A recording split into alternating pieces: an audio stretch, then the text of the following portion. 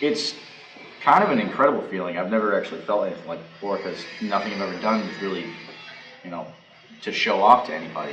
It's really cool feeling. Pretty humbling experience. Be working on something that you know is going to be up for a long time. There is a new World War I memorial installed at Southern Maine Veterans Cemetery in Springvale. This project was a collaboration including students from Sanford Regional Technical Center.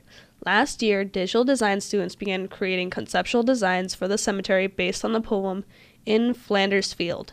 Using photos of the location, they created renderings for a potential memorial. Once the design was complete, templates of the silhouettes were printed for manufacturing. The students in the welding and fabrication brought the memorial to life made of steel. I was the one who drew it, and we laid it out. Someone else cut it out with a plasma cutter. We had a few different people tack on the base plate with the welds.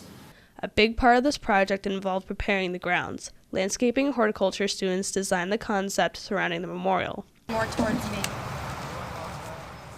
It gives me a pretty big sense of pride knowing that a lot of people are going to see it. I think it shows what these students are capable of here in the tech programs, and the students themselves have a sense of pride when they know it's there for everyone to see what they do.